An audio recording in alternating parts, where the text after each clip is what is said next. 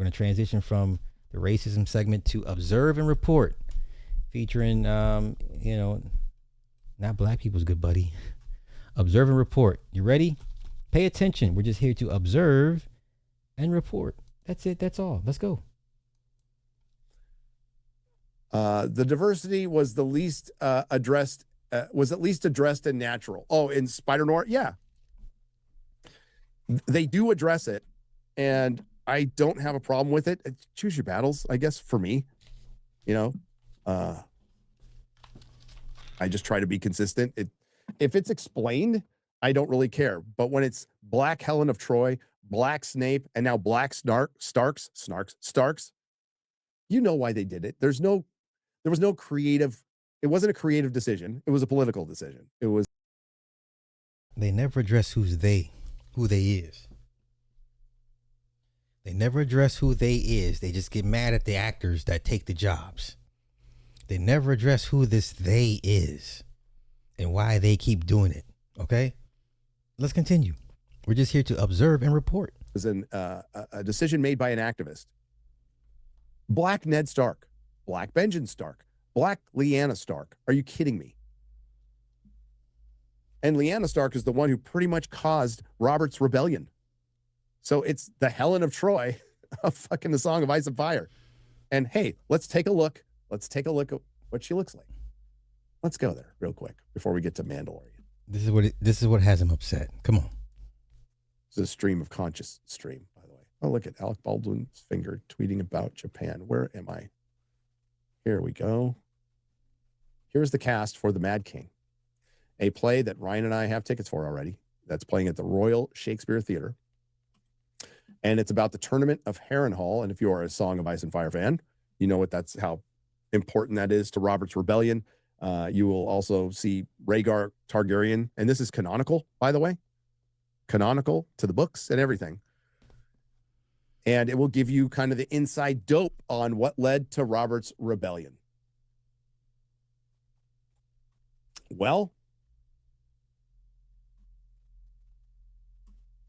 let's take a look.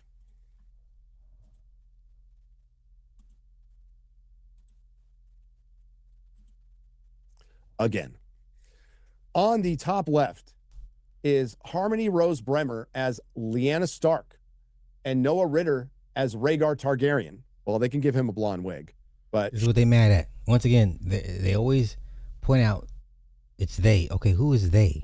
Who is they that's making these decisions?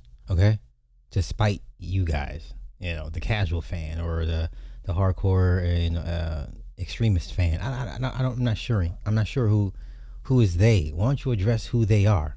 She doesn't have long black or brown hair. Most, if not all, the Starks have either gray eyes, essentially. The one below her is Ned Stark. Next to him, Benjen Stark. So, as I said in the last stream, there's a little cream in that coffee with Lyanna, a little cream in the coffee with Ned, not so much cream in the coffee with Benjen. So, somebody was fucking around. And then, just to get... See, and always pay attention to the comments. You get the typical, we was Canes, we was Starks, we was everything and shit, right? What century we be in? Okay, we was Starks and shit. Yeah. But just pay attention. We're just here to observe and report. That's it. Get ultra nerdy on you. The one on the bottom left is Arthur Dane, the Sword of the Morning, a Dane who have Valyrian features. We know how much that counts, though, with House of the Dragon. But they're not Valyrian.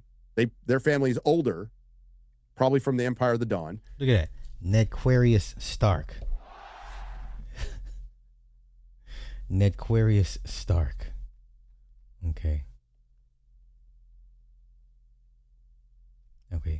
It was Winters and shit. Okay.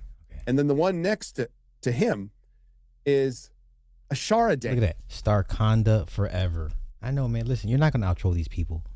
You're not going to outro these people. You're just not. Who was another woman who complicated things because other people were hot for her, like Ned Stark. It's fucking ridiculous. It's ridiculous. Wait. Where's that? Where's that? A black family fearing the coming cold and snow takes on a whole new meaning. Okay. So they turn the North into Africa in Game of Thrones world. Okay. Okay. This is what they mad about. Y'all, this is what they mad about. They stay mad. The Mad King play. They stay mad.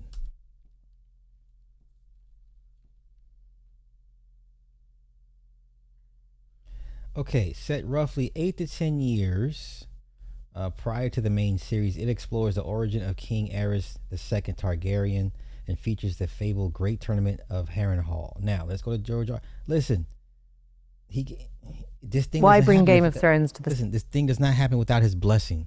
Okay? But come on. stage? I don't know, why not? It's already been, it's a story. It's a world. As I got into the world more and more, the history and the past, more stories suggest themselves. So I think one of the things when we started putting this play together For those was... that don't know, this is George R.R. Martin. This is the guy that wrote all the stories that you watch on HBO Max, and you've never read the books. For most of you guys, if you're a fan of House of Dragons, Game of Thrones, this is him. He's the creator of that, right? He's like the Tolkien of this world, right? Okay, most people, casual fans, have not read his books. I said casual fans. Okay, this is the guy. It would be like 17, 18 years before the main events to begin in Game of Thrones, and we would actually show you what happened at that Harrenhal tournament.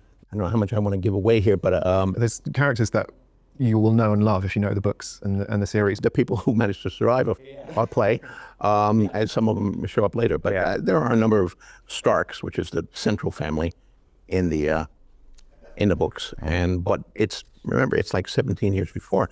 There are, of course, Lannisters, Targaryens, Prince Rhaegar, the Crown Prince is a big one. Jaime Lannister, they might recognize, but he's just a teenager in this.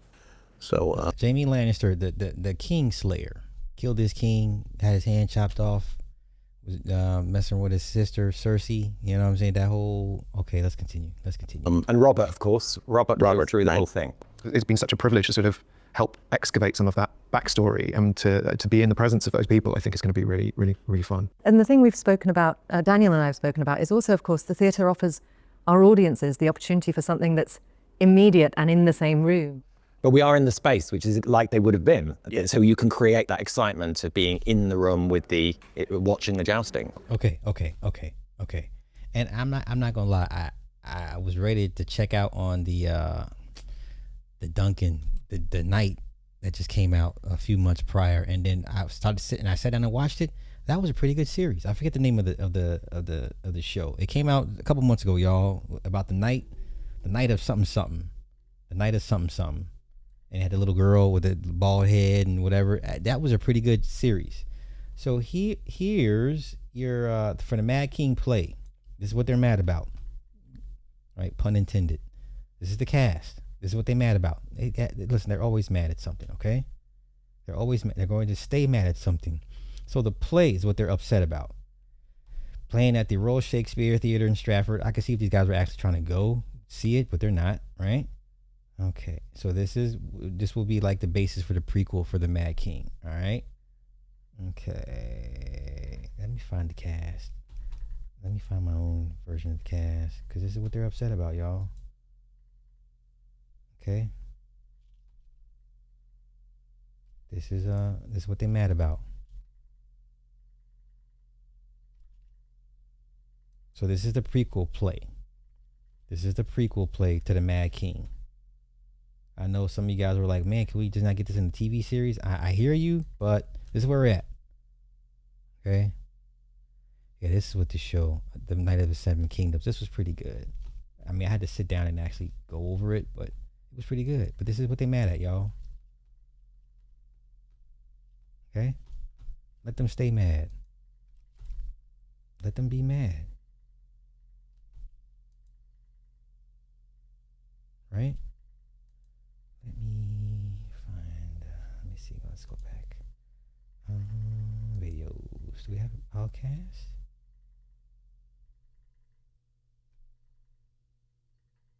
Let's go here.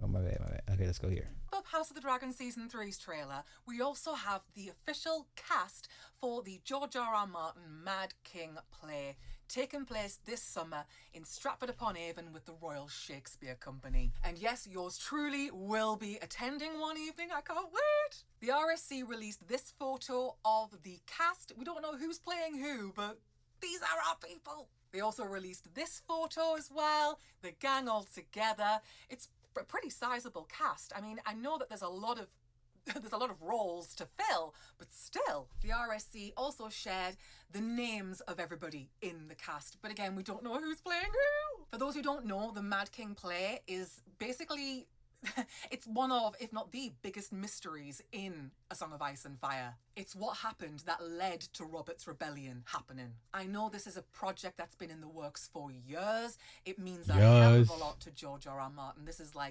his baby. And it just seems like the right fit. George That is a R.R. big ass Martin, cast. this type of story, That is a big Shakespeare, ass cast. yes. I see it. I see the vision. I feel like we're in safe hands. So to the entire production, the cast, the crew, everybody involved in George R.R. Martin's The Mad King play, welcome to the A Song of Ice and Fire fandom. Yes, you are one of us now. Okay, I'm hyped for this. It looks like it's going to be good, but that's what they're mad about. Once again, we're here to merely observe and report. That's it.